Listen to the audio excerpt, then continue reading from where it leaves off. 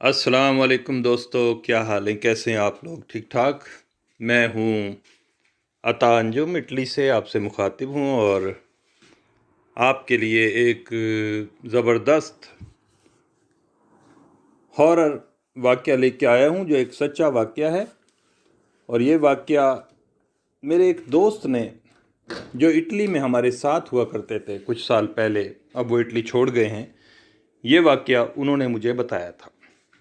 तो दोस्तों, वाक़या शुरू करने से पहले आप लोगों से दरख्वास्त है कि अगर आपको पसंद आए कहानी तो आप इसको लाइक करें और मेरे चैनल को प्लीज़ सब्सक्राइब करें। बहुत शुक्रिया आपका।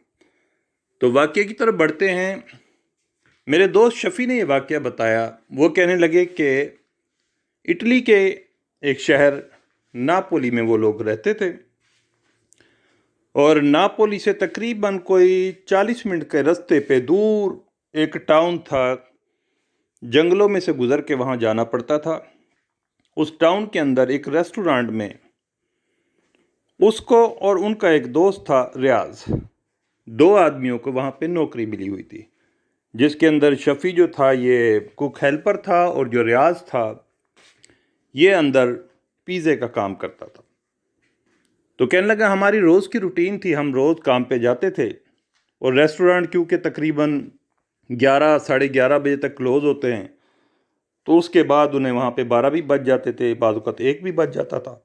कहने लगे हम एक दिन रूटीन के हिसाब से हम काम पे से फारिग हुए, हमने रेस्टोरेंट में ड्यूटी दी। ड्यूटी दे के हमारे पास एक गाड़ी होती थी, पुरानी सी फिएट, उसके अंदर हम बैठे और हमने वापसी नापोली शहर का सफ़र शुरू किया।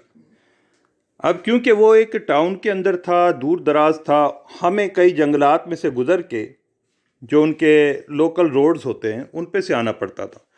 तो रात के टाइम पे क्योंकि ट्रैफिक भी इतनी ज़्यादा नहीं होती और गांव देहातों में स्पेशली सर्दियों के दिन थे, शदीद ठंड होती है, उसके अंदर लोग हद है 9:30 बजे तक घरों को चले जाते हैं और सड़कें उनकी सुनसान होती हैं।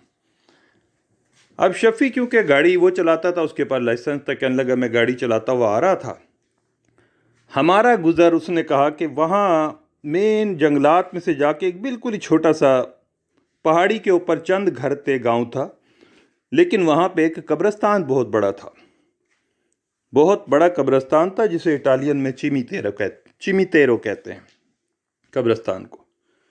कहने लगे हमारा रूटीन में गुजरना होता था, लेकिन वो कब्रिस्तान इतना बड़ा था कि वो दूर दराज के गांव देहातों के भी जो मरते थे वहाँ आके उसको दफनाते थे। तो हमें वो सड़क जो थी उसके बिल्कुल ऐसे घूमती हुई जाती थी, उसकी दीवारों के साथ काफ़ी हमें राउंड करके फिर हम उस रोड पे आते थे जिससे हमें आगे जाना होता था। तो शफ़ी कहने लगा कि मैं और मेरा दोस्त रियाज हम आपस में बातें करते आ रहे थे।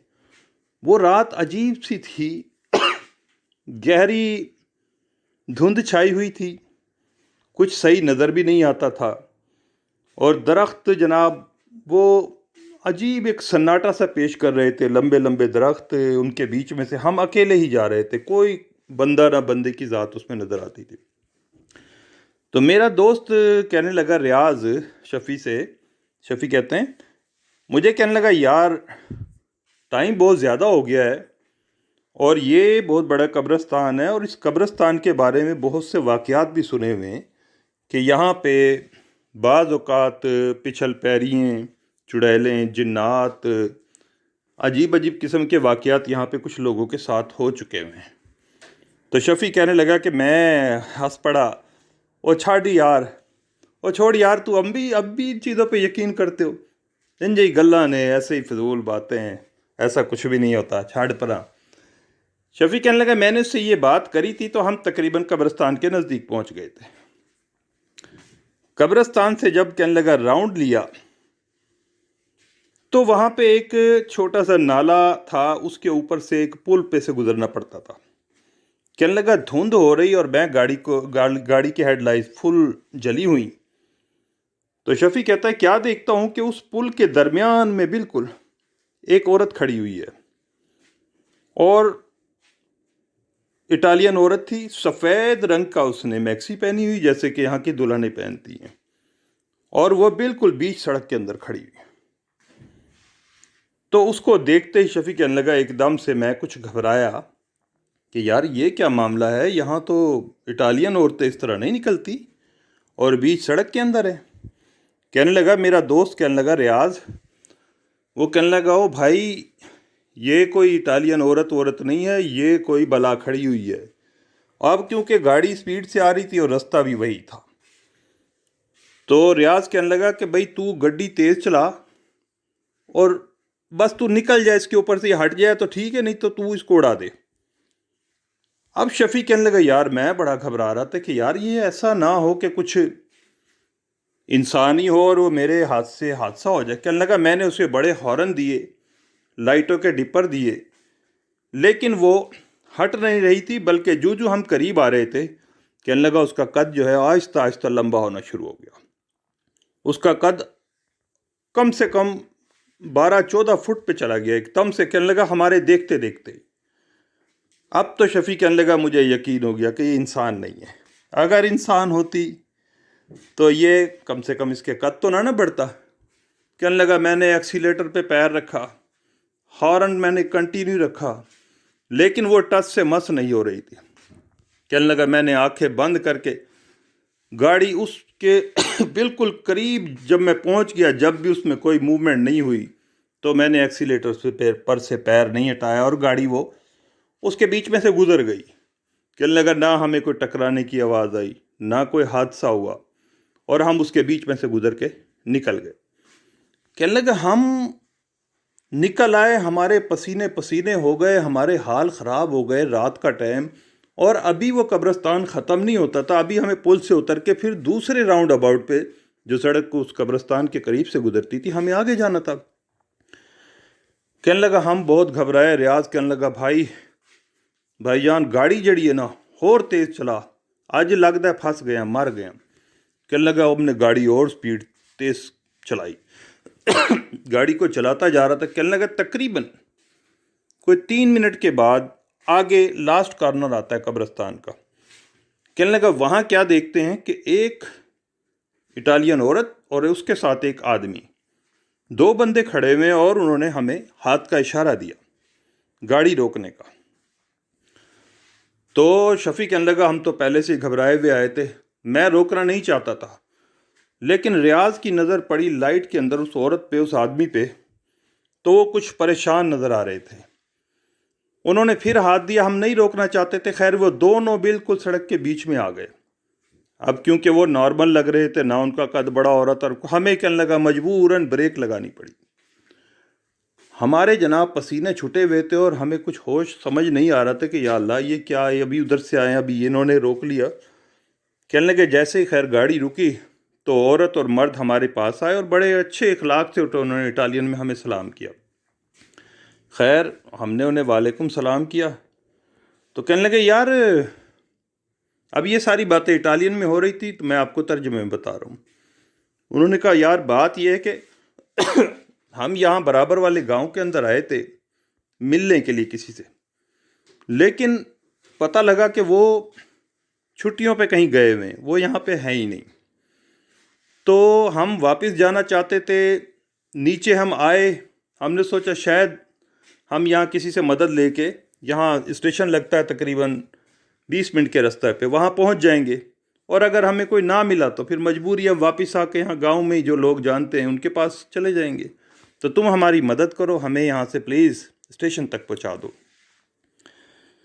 اب جناب کہنے لگا ہم نے دونوں نے ایک دوسرے کے منہ دیکھے، ہمیں کچھ یقین سا ہونے لگا کہ یار یہ تو عام آدمی ہے اور کوئی پریشانی کے اندر ہے۔ ریاض میرا بڑا اچھا دوست ہے، انہوں نے کہا یار رہتے مدد انہوں نے ضروری ہے، ان کی مدد بہت ضروری ہے، لہٰذا کوئی بات نہیں بٹھا لیتے یار، اللہ واری سے دیکھیں گے۔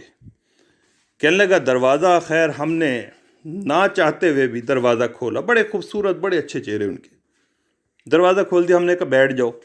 انہوں نے اسٹیشن کا نام بھی بتایا جو تقریباً 20 منٹ کے راستے پہ تھا، بہت شکریہ ادا کر کے وہ پیچھے بیٹھ گئے۔ اب کہنے لگے ہم روڈ پہ گاڑی چلاتے جا رہے ہیں، ہم آپس میں کچھ گھبرائے ہوئے بھی تھے، انہیں شیشے میں بھی دیکھتے تھے مڑ مڑ کے، وہ ہمارے پیچھے بیٹھے ہوئے آپس میں باتیں نارمل اسی کرے چلے جا رہے تھے۔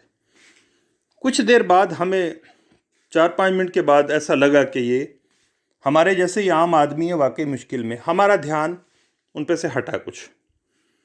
تو اس کے بعد اس آدمی نے کہا کہ یار تم رات کو سناٹے میں اس قبرستان کی طرف تم کہاں آ رہے ہو؟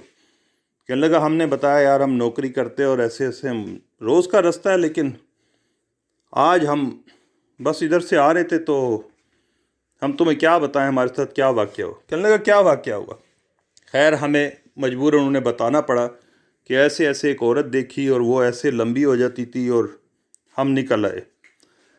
تو وہ ہمیں کہنے لگی عورت، اچھا تم یہ بتاؤ تم کیا یقین نہیں رکھتے ان چیزوں کے اوپر، بھوت چڑیل روح یوں؟ کہنے لگا بھائی اس سے پہلے تو ہمارے ساتھ کبھی واقعہ ہی نہیں ہوا تھا، نہ کبھی ایسا ہوتا ہے، یہ تو آج پہلی دفعہ ہمارے ساتھ ہوا ہے، ورنہ ہم تو ہر جگہ چلے جاتے ہیں، کبھی ایسا واقعہ نہیں ہوتا۔ اور نہ ہم تو عورت جو تھی وہ اس ٹائم مسکرائی، اس کی ایک عیاری سی میں نے شیشے میں دیکھی کہ وہ مسکرا رہی تھی، اس کے ساتھ ہی وہ جو آدمی بیٹھا ہوا تھا وہ بھی مسکرایا۔ تو کہنے لگی تم بالکل یقین نہیں رکھتے بھوت چڑیلوں پہ اور روحوں کے اوپر اور اس قسم کے؟ تو شفیع کہنے لگا میں نے ایسے غصے میں کہہ دیا نو نو، ہم یقین نہیں رکھتے ان چیزوں کے اوپر، خواہ لوگوں کو ڈرانے کے لیے باتیں کی جاتی ہیں۔ کہنے لگی اچھا خیر۔ کہنے لگا ابھی یہ بات کر کے وہ چپ کر گئے اور میں ریاض سے کام کے درمیان میں کوئی تلخ کلامی مالک سے ہوئی تھی، اس کے بارے میں ہم ڈسکس شروع کر دی۔ ہمارا چند لمحوں کے لیے ان پہ سے دھیان ہٹ گیا، نہ شیشے پہ نظر گئی۔ کہنے لگا 5 منٹ گاڑی چلانے کے بعد اچانک جو میں نے شیشے میں دیکھا تو پیچھے کوئی بھی نہیں تھا۔ یہ دیکھ کے ایک دم سے میں نے اور ریاض وہ جڑے پیچھے بیٹھے تھے کتنے گئے، کہاں گئے وہ لوگ جو پیچھے بیٹھے تھے؟ کہنے لگا بھائی گاڑی تو رکی ہی نہیں ہے، ابھی 5 منٹ پہلے ان سے بات ہوئی ہے، نہ دروازہ کھلا نہ کچھ ہوا۔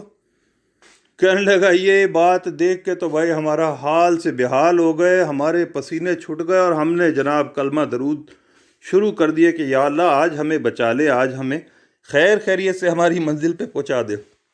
بس کہنے لگا شفیع جیسے تیسے کر کے ہم اپنی گاڑی دوڑاتے ہوئے اپنے گھر پہنچے، اور گھر پہنچ کر جناب ہم نے اللہ کا شکر ادا کیا اور دوستوں کو بتایا، اور خوف کے ماری ہماری یہ حالت تھی کہ اس کے اگلے دن ہم نے چھٹی کری ریسٹورانٹ سے دونوں نے، اور ہم کام پر بھی نہیں گئے، اور اس کے بعد ہم نے کوشش کی کہ ہمیں کوئی ایسا رستہ ملے جو اس قبرستان کے پاس سے نہ گزرتا ہو۔ تو دوستو یہ محمد شفیع نے اپنا ایک حقیقی واقعہ مجھے بتایا تھا جو آج مجھے یاد آیا، تو میں نے کہا آپ سب کو بھی یہ واقعہ شیئر کروں۔ تو دوستو آپ لوگوں کے لیے بہت ساری دعائیں، امید ہوگی آپ کو یہ واقعہ پسند آیا ہوگا۔ اگر پسند آئے تو میرے چینل کو سبسکرائب کریں اور لائک دیں اور کمنٹس میں اپنے ریمارکس بھیجیں۔ بہت شکریہ، انجم عطا کو اجازت دیجیے، السلام علیکم۔